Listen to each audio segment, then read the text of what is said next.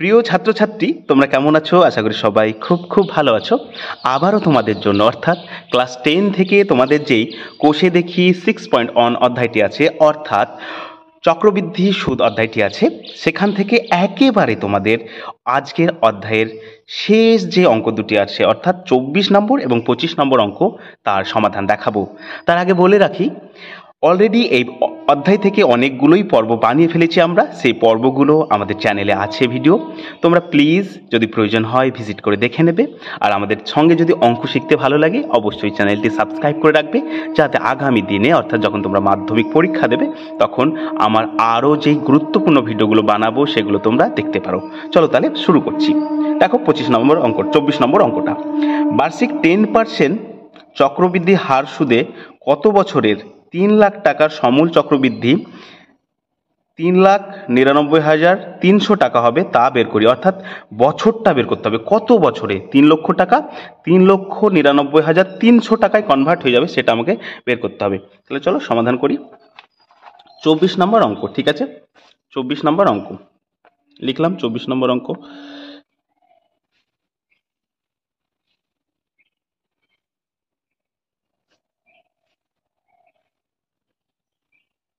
এবার দেখো যেটা বের করতে হবে সেটা আমাকে লিখতে হবে।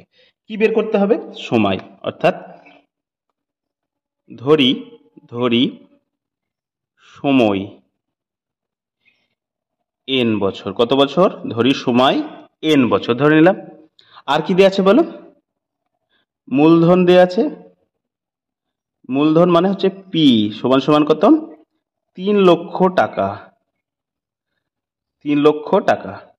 আর কি দেয়া আছে বলো? সুদের হার দেয়া আছে, তাই না? বার্ষিক সুদের হার, বার্ষিক সুদের হার কত দেয়া আছে? হার সমান আর সমান সমান 10% দেয়া আছে। হলো। আর কি দেয়া আছে বলো?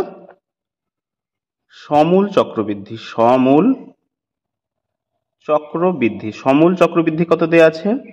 3,99,300 টাকা এটা দেয়া আছে সমূল চক্রবৃদ্ধি। অর্থাৎ 3 লক্ষ টাকাটা বেড়ে হয়ে যাবে 3,99,300 টাকা। সেটা কত বছরে সেটা বের করতে হবে। আর দেয়া আছে 10%। তাহলে চলো বের করি।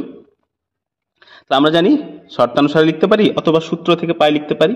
তাহলে অতএব আমরা লিখতে পারি P on into 1 plus R by 100 to the power n।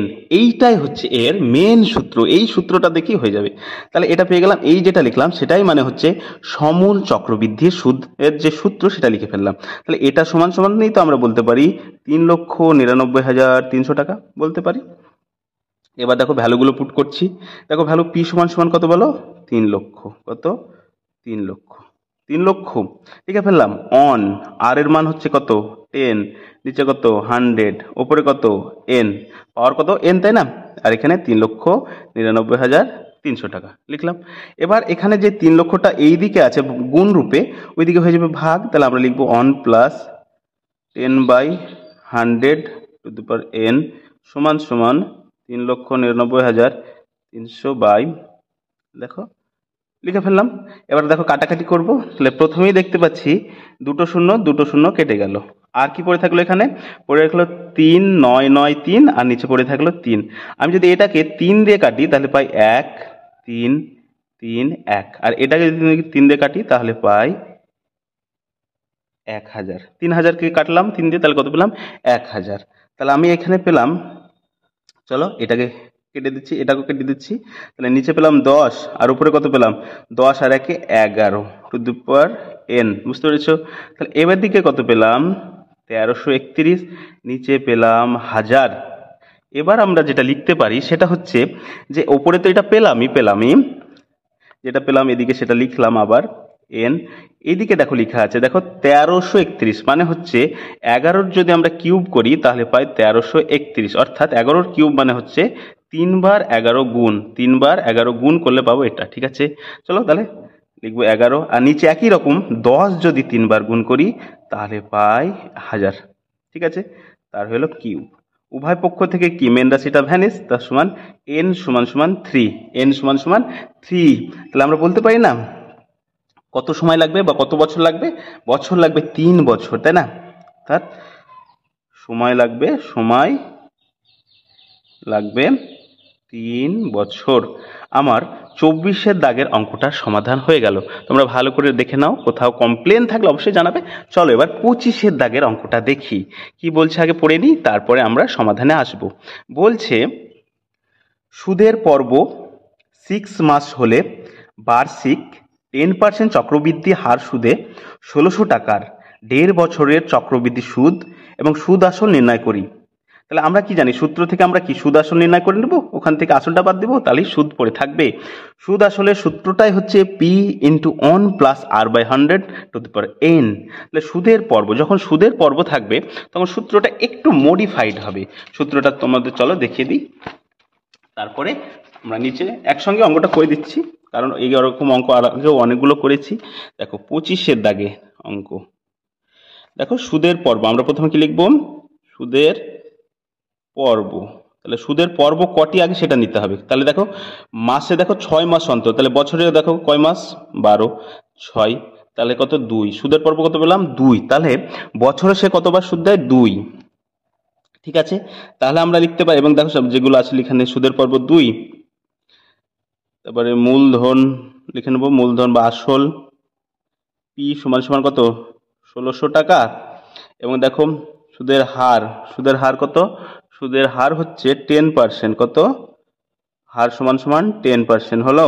আর কি দেওয়া আছে, সময় কত বছর, সময় কত দেওয়া আছে, লেখা আছে দেখো 1 পূর্ণ 1-এর 2 সমান সমান, যদি এইটাকে পূর্ণ ভাঙি তাহলে আমরা কত পাই, 2-কে 2 অর্থাৎ 3/2 বছর দেয়াই আছে। তাহলে আমরা লিখতে পারি অতএব সমূল চক্রবৃদ্ধি, অর্থাৎ যেখানে সুদ এবং আসল দুটোই পেয়ে যাব, সেই সূত্রটা হচ্ছে P into 1 plus R by যতটা পর্ব থাকবে তত বাই 100 ইন্টু বছর কত বলো, 3/2 ইন্টু পর্ব, এটা হচ্ছে সমল চক্রবৃদ্ধি সুদের সূত্র যখন পর্ব থাকবে।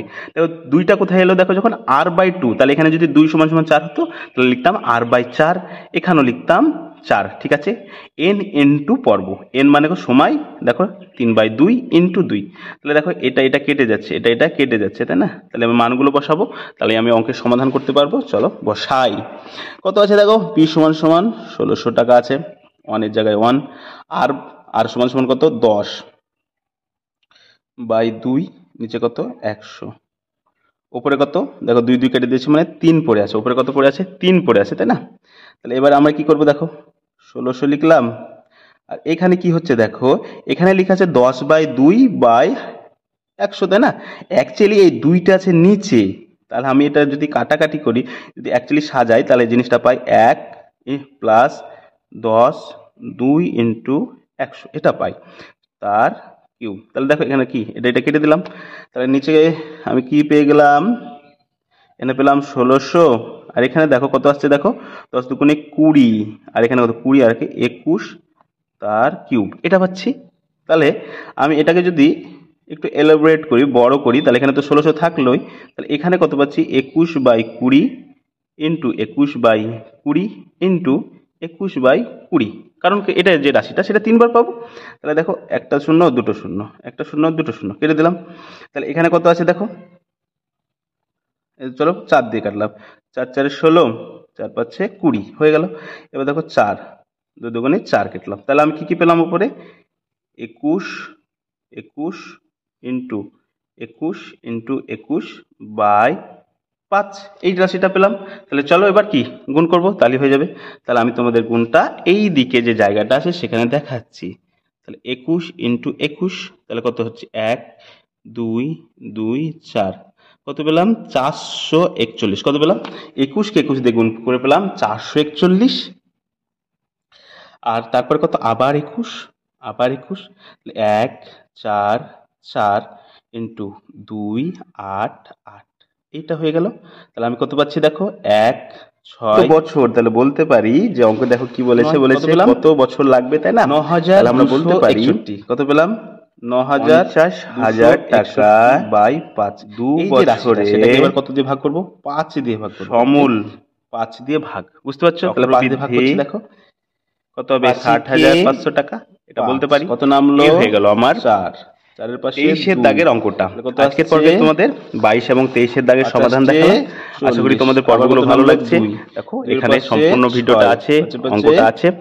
চলে আসছি খুব শীঘ্রই নতুন কোনো পর্ব নিয়ে। 1-এর পাশে 1, তাহলে 5 দুগুণে 10, কত নামলো? 1, 0-এর জন্য 10, 5 দুগুণে 2, তাহলে কত পেলাম আমি? এটাকে যদি ভাগ করি তাহলে 1.852.2, তাই না? এ পেয়ে গেলাম অ্যান্সার। তাহলে আমার যেটা বের করতে বলেছিল সেটা কি বলেছে বলো? আমার কাছে জানতে চেয়েছে যে সুদ আসল নির্ণয় করি এবং চক্রবৃদ্ধি সুদটা নির্ণয় করি। তাহলে সুদ আসল তো পেয়েই গেলাম, কি 1600 টাকা দিয়ে 1600 টাকা আমি যে লাগিয়েছিলাম সেখান থেকে 10% হারে আমি সুদ আসল অর্থাৎ সমূল চক্রবৃদ্ধি সুদ। সমূল চক্রবৃদ্ধি সুদ কত বলো? 1852 টাকা 20 পয়সা। এটা অতএব চক্রবৃদ্ধি সুদ, শুধু সুদটা কত? সুদটা হবে 1852 টাকা 20 পয়সা মাইনাস 1600 টাকা, তাই না? তাহলে কত হচ্ছে? 252 টাকা 20 পয়সা। এটা হয়ে গেল আমার অ্যান্সার। ভালো করে দেখে নাও যে আমার সমূল চক্রবৃদ্ধি সুদও চলে এলো এবং যেটা সুদ সেটাও চলে এলো। আমার এই অধ্যায়ের সমস্ত অঙ্কগুলো সমাধান করা হয়ে গেল। তোমরা প্লিজ একবার দেখে নাও। আজকে স্পেশালি তোমাদের 24-এর দাগের এবং 23-এর দাগের অঙ্কটা করে দেখালাম। যদি আমার সঙ্গে অঙ্ক করতে ভালো লাগে অবশ্যই আমাদের সঙ্গে জুড়ে যেও। খুব তাড়াতাড়ি আসছি অন্য কোনো পর্ব নিয়ে, ততদিন ভালো থাকবা।